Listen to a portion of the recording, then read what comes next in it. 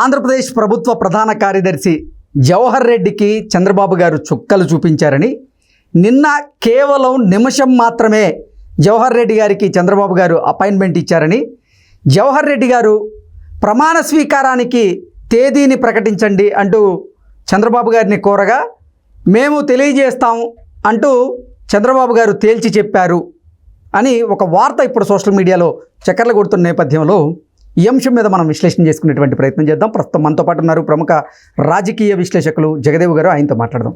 జగదేవ్ గారు నమస్తే అండి. నమస్తే.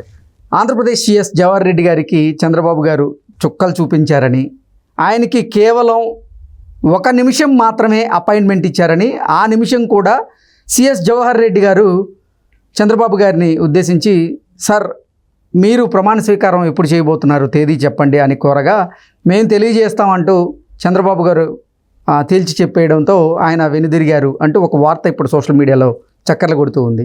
ఏంటి దీని మీద మీ విశ్లేషణ ఏంటి అంటే ఏం చెప్తారు?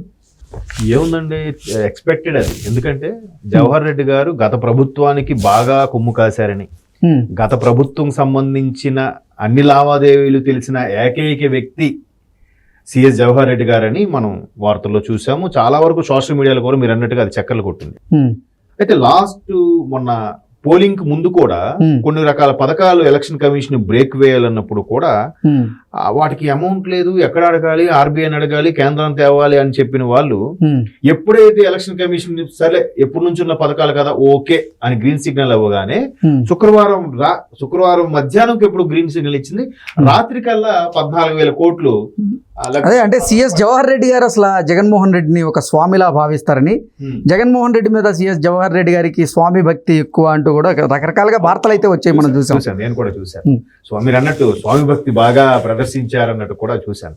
అంటే ఇవన్నీ నేపథ్యంలో అసలు సెంట్రల్ నుంచి చాలా వరకు కొన్ని రకాల ఆర్డర్స్ వచ్చినప్పుడు సీనియర్ ఐపీఎస్లు, డీజీపీతో సహా ఐఏఎస్లు చాలా మంది మారిపోయారు. ఇప్పుడు రాయలసీమ, ప్రకాశం, చిత్తూరు వీళ్ళందరూ కూడా ఐఏఎస్ ఆఫీసులు ఒక 6 ఎంతమంది మారిపోయారని, ఐపీఎస్లు కొంతమంది డిఎస్పీ ర్యాంకులను వాళ్ళు కూడా ట్రాన్స్ఫర్ చేశారని రకరకాలు చూసాం. ఎంతమంది మార్చినా సిఎస్ జవహర్ రెడ్డి గారిని ఎందుకు మార్చలేదు? ఆయన ఉండడం వల్ల ఇంకా వైసీపీ వాళ్ళు చెలరేగిపోయారు చాలా సందర్భాల్లో. అండ్ మోర్ ఓవర్ పోలింగ్ తర్వాత కూడా కొన్ని దగ్గరలో గొడవలు అవ్వడానికి కారణం ఇటువంటి పెద్దల దన్ను వల్లే వాళ్ళు చెలరేగిపోయారు వైసీపీ వాళ్ళు అన్నట్టు కూడా మనం వార్తలో చూసాం. సరే, ఎంతమందిని మార్చారు?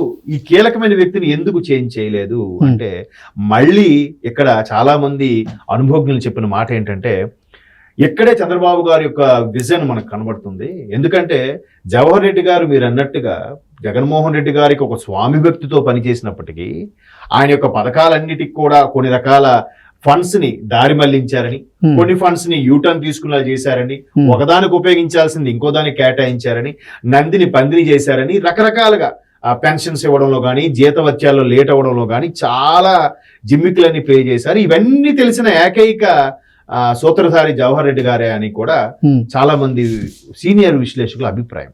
నేను ఒకసారి వాళ్ళతో చర్చిస్తున్నప్పుడు మా సీనియర్స్తో అంటే, లేదండి ఇక్కడ కూడా బాబు గారు విజనరీ ఉంది, అక్కడ కూడా చాలా మంది సిఎస్ గారిని మారిస్తే బాగుంటుంది, ఆయన మార్చలేదు అన్నప్పుడు కూడా బాబు గారి నుంచి ఎప్పుడు ఆ మాట రాలే సిఎస్ ని మార్చాలనే ఉద్దేశంతో. ఎందుకంటే ఈయన ఉద్దేశం వేరు. ఆయన ఉంటే ఇప్పుడు రేపు ప్రభుత్వం వస్తుంది, ప్రభుత్వం వచ్చిన తర్వాత ఒక్కసారిగా ఏవేవి ఎక్కడికి దారి మళ్ళీ, ఏవేవి శాఖలు అప్పుల్లో ఉన్నాయి, అసలు రాష్ట్రం ఎంత అప్పుల్లో ఉంది, ఏ శాఖకి ఎంత బకాయిలు ఉన్నాయి, ఇవన్నీ ఎవరికి తెలుస్తాయి? అన్ని శాఖలకి ఉన్న చీఫ్ సెక్రటరీ అయిన వ్యక్తి ఉండాలి. ఈ వ్యక్తి కానీ ఇప్పుడు వెళ్ళిపోతే మనకు అవన్నీ డోర్స్ క్లోజ్డ్ తెలియదు. సో అందుకే బాబు గారు ప్రెజర్ చేయలేదు, వీళ్ళు మార్చాలని కూడా కేంద్రానికి కానీ ఈసీకి కానీ లేఖ రాయలేదు. ఇప్పుడు ఈయన ద్వారా కొంత వరకు నడిపించి అన్ని డాష్లు ఏవైతే డాష్లు ఉన్నాయో అవన్నీ రికవర్ అయ్యాక అప్పుడు ఇన్నికి వదులుతారు అని కూడా వార్తలు ఉంటున్నాం. And more over June ending వరకే, ఈ నెల చివరి వరకే ఆయన పదవి కాలం ఉన్నట్టుగా కూడా మనం చూసాం. అయితే నెల చివరి వరకు ఉంటే ఈ 20 రోజుల్లోనూ ఈ 15 రోజులు అంతా క్లియర్ అయిపోతుందా అంటే లేదు, మరలా ఆయన్ని అక్టోబర్ వరకైనా పొడిగించి మొత్తం లావాదేవీలన్నీ క్లారిటీ, లెక్కల్లో క్లారిటీ వచ్చిన తర్వాతనే వదులుతారు అని కూడా కొన్ని వార్తలు విన్నాను. సో ఇప్పుడు సిఎస్ గా ఆయన ఉన్నారు కాబట్టి ప్రమాణ స్వీకారం అన్ని బాధ్యతలు దగ్గర నుంచి పర్యవేక్షణ అన్ని చేయండి సిఎస్ గారి బాధ్యత కాబట్టి వెళ్ళి బాబు గారిని కలవడం జరిగింది. సో బాబు గారు కలిసినప్పుడు ఏమంటారు, ఎలాగో మీరు అన్నట్టు గత ప్రభుత్వంలో ముఖ్యమంత్రికి స్వామి భక్తితో చేసిన వ్యక్తి కాబట్టి ఖచ్చితంగా ఆ చిన్న ఇది ఉంటుంది. బట్ బాబు గారు ఎక్కడ ఎక్స్ప్రెస్ చేయరు. ఆయన ఎక్కడ ఇలాంటి స్టేట్మెంట్ ఇచ్చినట్టు కానీ కక్ష సాధింపులు కానీ ఎప్పుడు ఎక్కడ గత ప్రభుత్వం ఎప్పుడు జరగలే. క్యాజువల్ గా మాట అనుకోవడమే కానీ మరీ పర్సనల్ గా వెళ్ళిపోయి ఎక్స్ట్రీమ్లకి వెళ్ళిపోయి భార్యలకి కుటుంబ సభ్యుల గురించి వ్యంగ్యాస్త్రాలు మాట్లాడే సందర్భాలు ఎప్పుడు లేవు కదా. ఈ గడిచిన 5 ఏళ్ళలోనే ఇట్లాంటివి జరిగాయి కానీ అంతకుముందు ఎప్పుడూ లేవు. అంత హేమీలు ఉన్నారు రాజకీయ నాయకులు.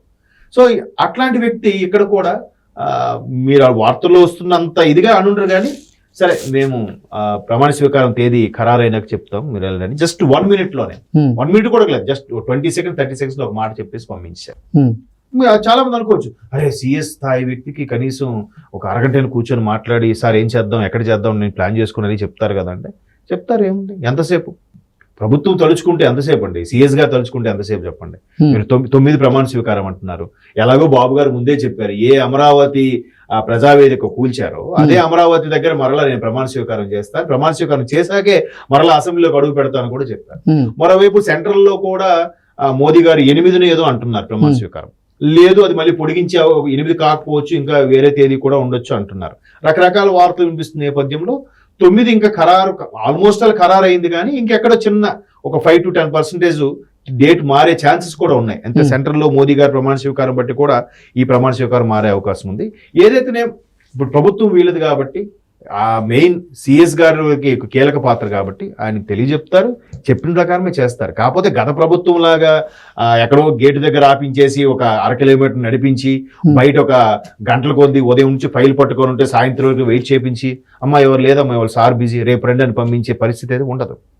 ఏదైనా వెయిట్ చేయించడం లేకుండా వచ్చారా ఏంటి దేనికోసం చెప్పండి అంతే మళ్ళీ మేము ఇన్ఫార్మ్ చేస్తాం అయిపోయింది కదా.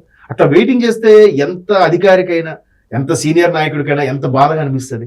వెయిటింగ్ లో ఉన్నంత బోరింగ్ దేనిలోనూ ఉండదు. చాలా ఫీల్ అవుతారు కూడా, చాలా మంది పర్సనల్ గా హట్ అవుతారు.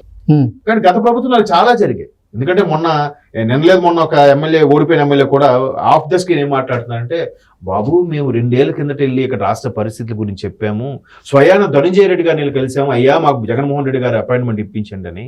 కానీ ఆయన పెడచెవిని పెట్టాడు, ఉదయం నుంచి సాయంత్రం వరకు వెయిట్ చేసాం, మళ్ళీ వెనుదిరిగి వెళ్ళిపోయాం, ఇట్లాంటి పరిస్థితులు అయితే మరి ఓడిపోమా అన్నట్టుగా ఆ ఎమ్మెల్యే ఆఫ్ ద స్క్రీన్ వాపోయాడు అనమాట. సో అట్లాంటి పరిస్థితి ఉండే ఇక్కడ వచ్చారా మనకి ఈయన జవహర్ రెడ్డి గారు గత ప్రభుత్వానికి ఫేవర్ గా చేశారు లేదా జగన్మోహన్ రెడ్డి గారికి స్వామి భక్తి చూపించారని ఎక్కడేం ప్రదర్శించరు. వచ్చారా మీరేంటి సరే మీకు మళ్ళీ మేము ఇన్ఫార్మ్ చేస్తాం వెళ్ళిపోండి అని చెప్తారు తప్ప మేబీ ప్రభుత్వం ప్రమాణ స్వీకారం అయిన తర్వాత శాఖలు కేటాయించిన తర్వాత ఎట్లా చెడుగుడు ఆడుకుంటారా లేదంటే వీళ్ళదైన పంథాలో ట్రీట్ ఇస్తారా అనేది రాబోయే రోజులు వేచి చూడాలి తప్ప అంత కక్ష సాధింపుగా అయితే ఉండదని నా అభిప్రాయం. ఓకే, అంటే మోరోవర్ ఆయనది కూడా పదవీ కాలం ఈ నెల చివరితో అయిపోతున్నటువంటి నేపథ్యంలో నాకు తెలిసి పొడిగించే అవకాశం కూడా ఉంది అంటున్నారు. అక్టోబర్ వరకు ఆయన మళ్ళీ అంటే వాళ్ళకి ఆ ఛాన్సెస్ ఉంటాయి కదా, గవర్నమెంట్ తలుచుకుంటే మళ్ళీ చేయొచ్చు కదా.